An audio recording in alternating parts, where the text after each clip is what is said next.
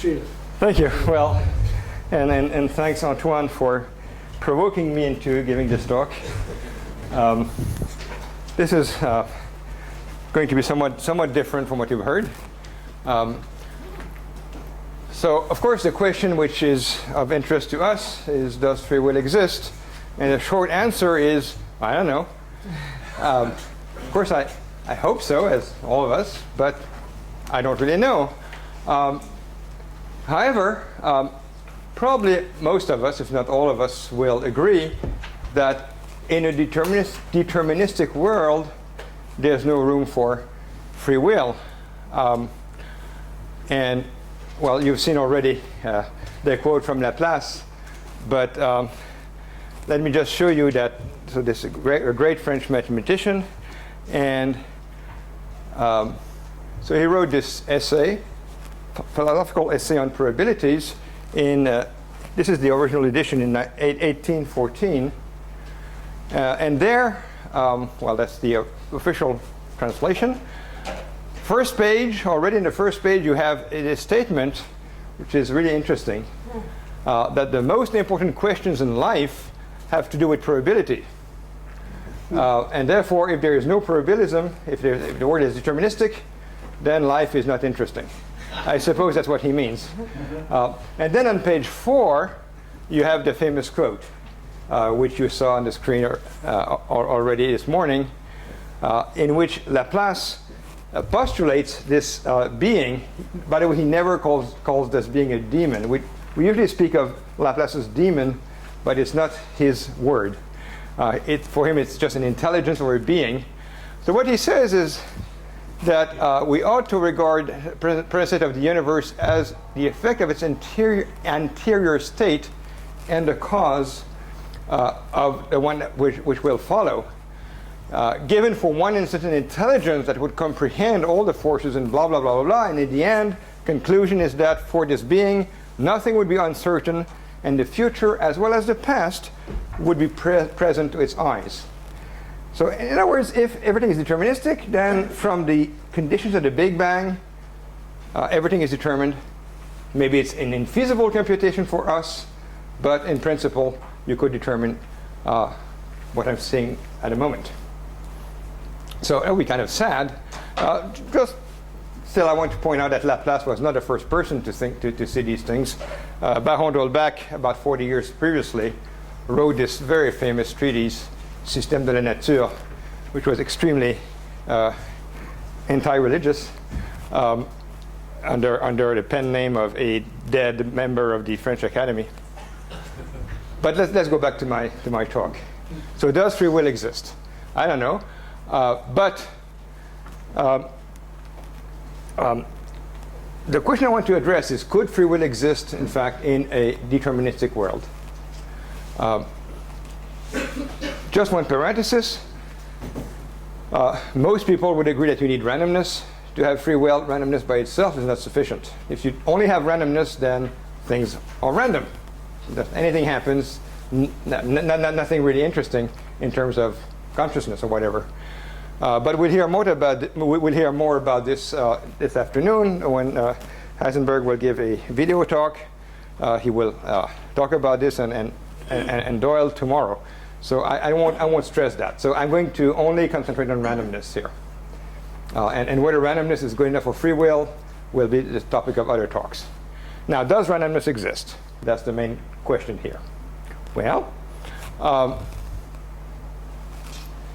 to the best of our knowledge, the only chance for randomness to exist is quantum mechanics. We don't know any other theory, any other physical theory that could provide randomness.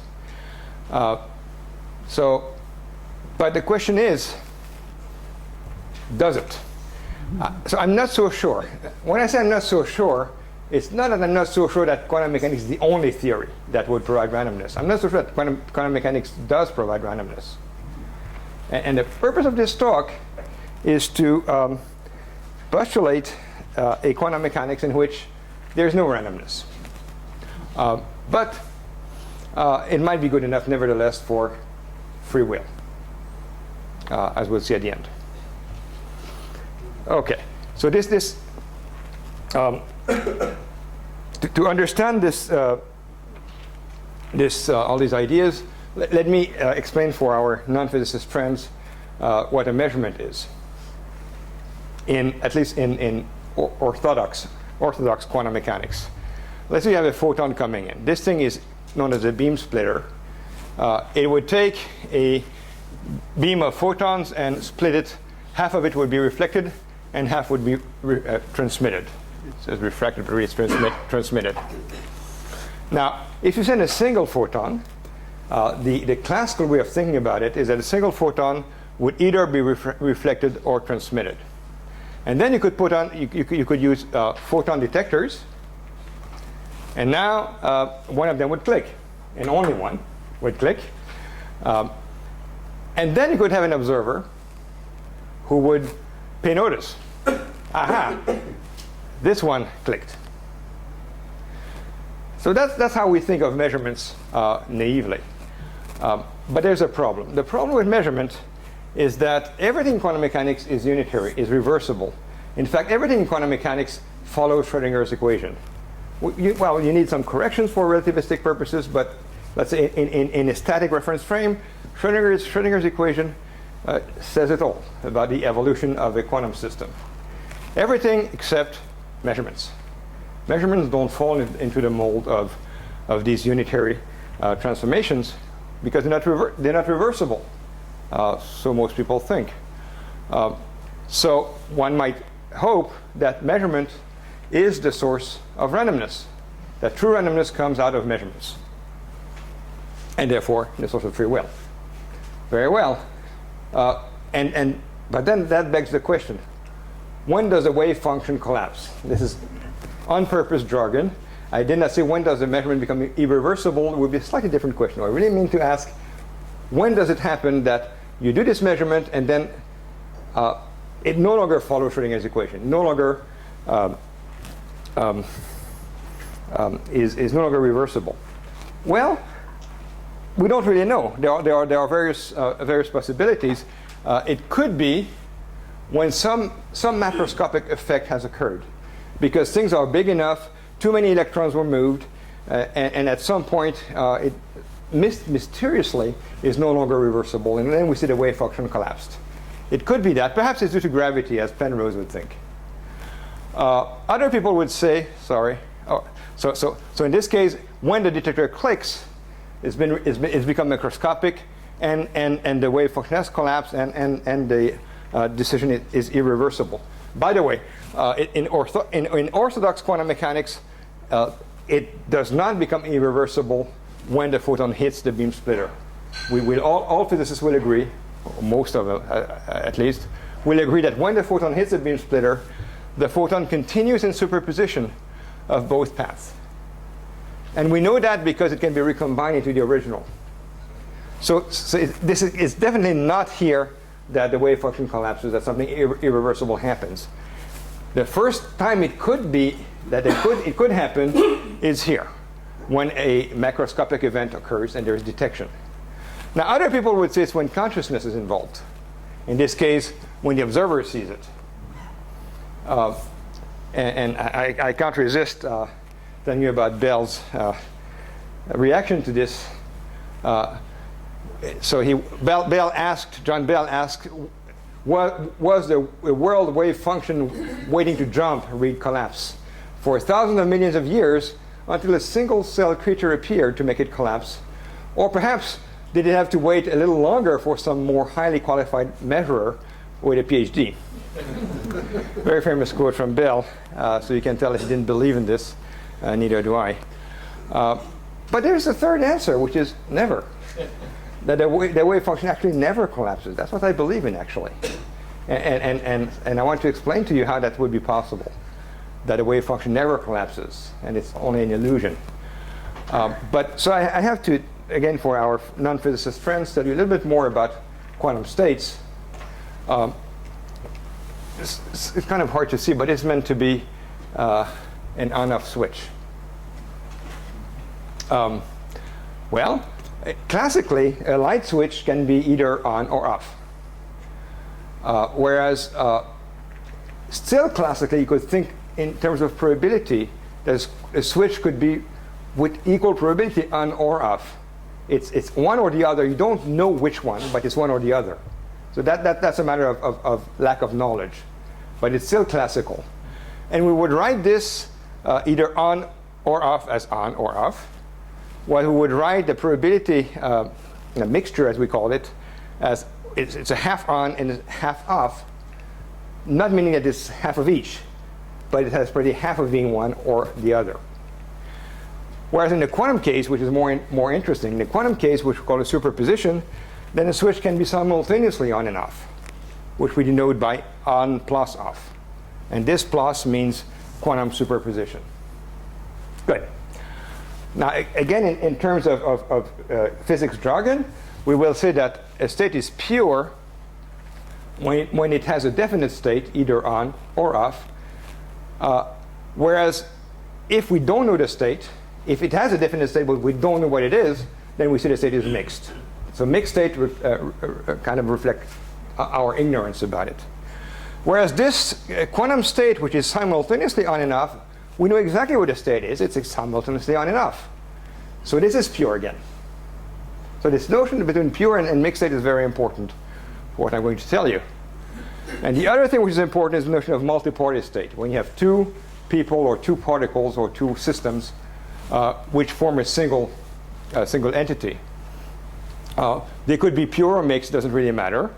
And we see that the systems are correlated if the state of the two systems cannot be expressed as a tensor product of the state of each system. So if you cannot explain the state of the both systems as what each of one is, then we see that it's correlated, which is different from entangled.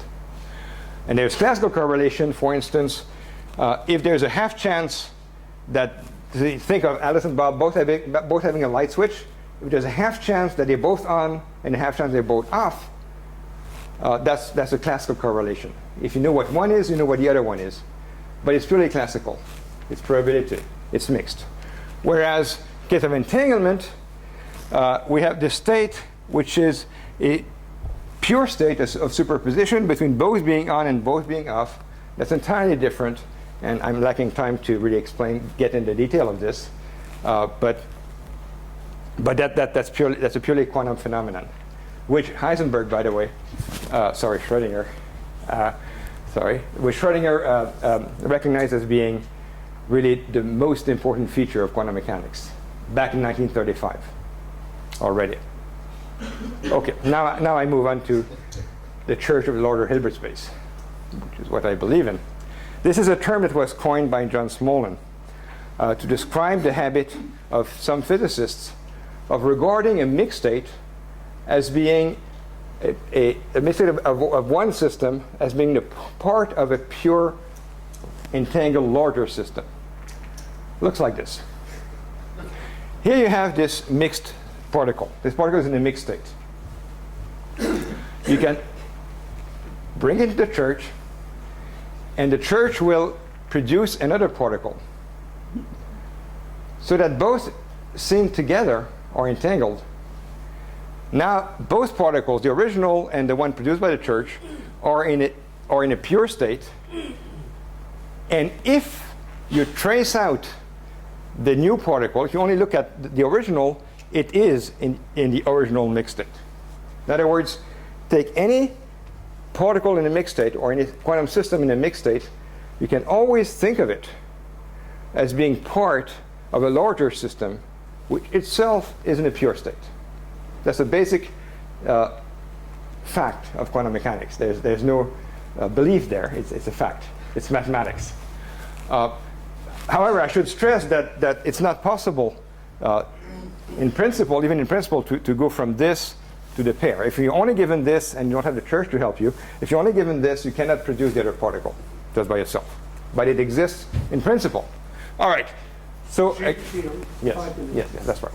So if you have a mixed state, you can always think of it as being part of a larger pure state. Good. Now, just to show it again, you have this mixed state. You can just add the purification, as we call it, and now it's pure. Moreover, every irreversible evolution of a local system can always be thought of as a reversible evolution of a larger system. So once you purify your system, everything becomes reversible. And that includes measurements. So for instance, if we go back to this example, we can think of when the photon gets here or here as being in the horizontal or the vertical path. We can think of the detectors as producing A or B as answer. And we can think of the observer as seeing A or seeing B. And what the church says is that when the photon arrives here, it's now in a superposition of H and V, as this means. When it hits the detectors, then the particle and the detectors together become entangled in a superposition of the particle being, the photon in this case, being in the vertical path and being seen by the A detector, superposed with the particle being on the horizontal path being seen by the B detector. And then when the observer looks at it, then the observer can be thought of as being entangled with the whole system. And now the whole system is the photon, the two detectors, and the observer, and they are together in a pure entangled state of the photon being going on a vertical path, being seen there, and being perceived by the observer that way, superposed with the other direction. And this is a pure state. The fact that you can do an irreversible operation in orthodox quantum mechanics, that you can do it reversibly, unitarily, just by using entanglement, again, is a known fact of physics. Now, and seen this way, measurement is just a creation of entanglement. And first, you entangle with the measured system with the measurement apparatus, then with the observer, and eventually with the whole universe. All right. Now, I only have a couple minutes left. Now, this term, the Church of the Larger Hilbert Space, there's a weak version. The weak version is that we actually think of it as a way to describe the phenomenon. We can mathematically think of the situation as there's this purification that could exist, and I can express everything in terms of it. Seen this way, it's just a mathematical truth. It's not open to anything. Or you can think in the weakest church. In the weakest church, you think it's entirely fictional. You can describe the mixed state as being part of a fictional pure system, and then there's a fictional larger system in which the evolution takes place and all that. And then it becomes a mathematical trick. Or you can think of it in the strong way. In the strong way, you believe that there's no such thing as a mixed state in nature which is not actually part of a larger system. So that the only source of mixedness in the universe is because there's this larger system out there that really exists, but you may not have, but maybe you don't have access to it. So that all this is real as opposed to just mathematics. Well, that's what I believe in. It's a philosophical belief. There's no way to prove it. I like this because it allows us to get rid of all this question of where is the classical quantum boundary. Everything is quantum. So I find it more satisfactory. All right. Now, just to wrap up, as such, this is not new. Everett, back in 1957, wrote a very famous paper, what he called relative state formulation, which is essentially the same thing. And he gave this argument to his detractors that some people will say that, well, how come I don't perceive it? If really everything that happens in superposition, and as I'm talking to you, I'm just a very tiny speck in the superposition of the universe, and so are you. How come I don't perceive it? And Everett gave this very, very nice analogy that how come we're not aware of any branching process? Well, it's just like the criticism of the Copernican theory that the mobility of the Earth as a real physical fact is incompatible with our common sense interpretations because we don't feel the motion, yet it's there. All right, just one more minute, if you will. You can read more about Everett in Scientific American, October 21, 2008. It's very humbling. Of course, Galileo or Copernicus told us the Earth is not the center of the universe. And then Darwin told us that we're just animals. What I'm telling you, or Everett told us, is that in fact, all of us are just a tiny, insignificant speck in the universal wave function. What about free will? Well, in any branch of the universe, of the universal wave function, the outcome of measurement are random. So that what I told you is entirely compatible with your perception that randomness occurs. It doesn't occur for real. It's a very, very good illusion. Okay, we still need that.